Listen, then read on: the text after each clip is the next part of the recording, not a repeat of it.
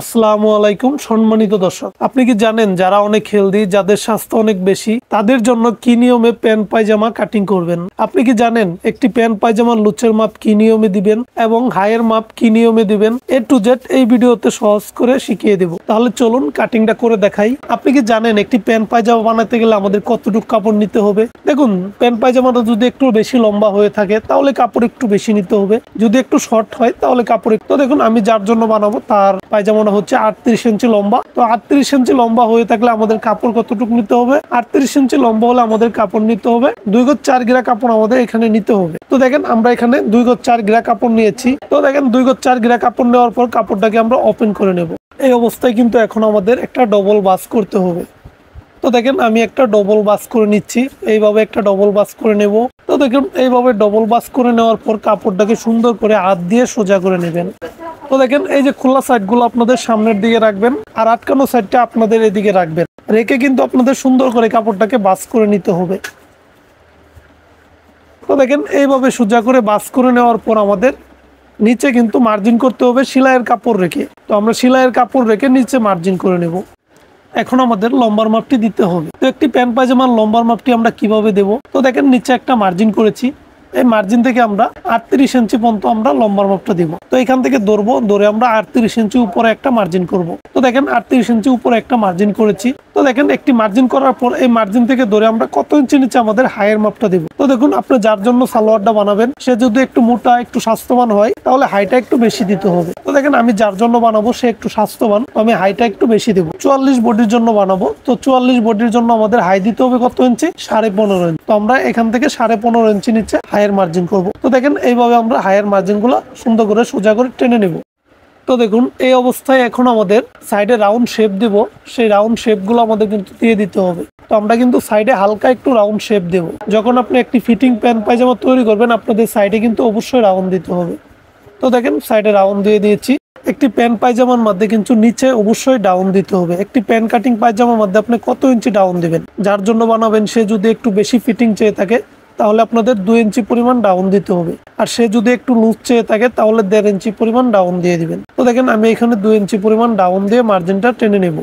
এইভাবে মার্জিনটা টেনে নেওয়ার পর এখন আমাদের রানের লুজ দিতে হবে। তো আমরা কতটুক লুজ দিব রানে? তো দেখেন এটা 2 হাত বহরের কাপড়। তো 2 হাত বহরের কাপড় হলে আমরা পুরোটা লুচি দিয়ে দিব, আর যদি বহরটা একটু বড় থাকে তাহলে লুজটা একটু কমিয়ে দিতে হবে। পুরোটা লুচি আমি দিয়ে দিয়েছি, পুরোটা লুজ। তো দেখেন পুরোটা লুজ দেওয়ার পর এই মার্জিন থেকে ধরে 1.5 ইঞ্চি পাশে আমরা আরেকটা মার্জিন করব। তো দেখেন 1.5 ইঞ্চি পাশে আমরা হাইয়ের জন্য মার্জিন করব। তো দেখেন এইভাবে আমরা কিন্তু মার্জিনটাকে টেনে নেব।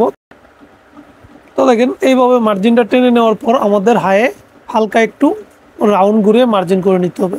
তো দেখেন আমি হালকা একটু রাউন্ড ঘুরিয়ে মার্জিন করে নিয়েছি। মার্জিন করার পর আমাদের নিচের মাপটা দিতে হবে। তো দেখেন এই সালোয়ারের নিচে আমি দেব 12.5 ইঞ্চি। তো আমি 12.5 অর্ধেক এখানে দিয়ে দেব 6 ইঞ্চি 2 সুতা। তারপর দেখেন 6 ইঞ্চি 2 সুতা দেওয়ার পর আরও 1 ইঞ্চি আমাদের সেলাইয়ের জন্য এক্সট্রা রাখতে হবে। তো দেখেন সেলাইয়ের জন্য এক্সট্রা রেখে আমরা এই শেপ কাট দিয়ে রাউন্ড করে শেপ দিয়ে দেবো। এখানে আপনাদের শেপটা একটু বেশি করে দিবেন যারা ফিটিং করবে, আর যারা লুজ পড়বে তাদের জন্য শেপটা একটু কমিয়ে দিবেন। আমি যার জন্য বানাচ্ছি সে একটু ফিটিং করবে, তো আমি শেপটা একটু বাড়িয়ে দিলাম। তো আপনারা অনেকেই কমেন্ট করে থাকেন যে আপনাদের হাইয়ের মধ্যে টান খায়, সালোয়ারের হাইয়ে অনেক টান ধরে, কিন্তু কেন ধরে আপনারা বুঝতে পারেন না। আজকের এই ভিডিওতে আমি বুঝিয়ে দেবো কেন হাইয়ে টান ধরে। তো এই দেখেন এই যে এখানে যদি আপনারা একটু শেপটা উপরের দিকে যদি একটু বাড়িয়ে না দেন তাহলে কিন্তু হাইয়ে টান ধরবে। এখানে দেখেন আমি উপরে 1/2 ইঞ্চি পরিমাণ ডাউন করে দিয়েছি। 1/2 ইঞ্চি পরিমাণ ডাউন করে দিলে কখনোই কিন্তু হাইয়ে টান ধরবে না। তারপর দেখেন উপরে কিন্তু আমরা 2 ইঞ্চি পরিমাণ কাপড় রাবারের জন্য এক্সট্রা ভাবে নিয়েছি। এইভাবে নেওয়ার পর কিন্তু আমাদের মার্জিন বরাবর কাটিং করে নিতে হবে। তো দেখেন এই অবস্থায় কিন্তু এখন আমাদের মার্জিন বরাবর কাটিং করে নিতে হবে। তো এখন আমি মার্জিন বরাবর কাটিং করে নিচ্ছি। তো দেখেন এখন আমাদের সাইডে কাটিং করতে হবে।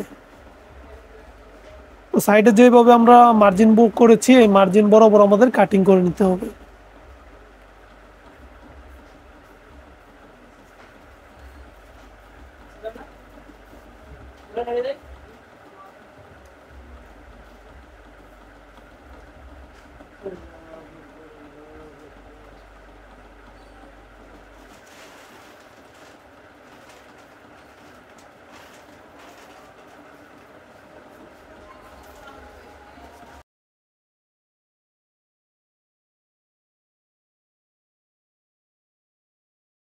দেখেন আমরা কিন্তু সঠিক নিয়মে কাটিংটা করে দেখাইলাম।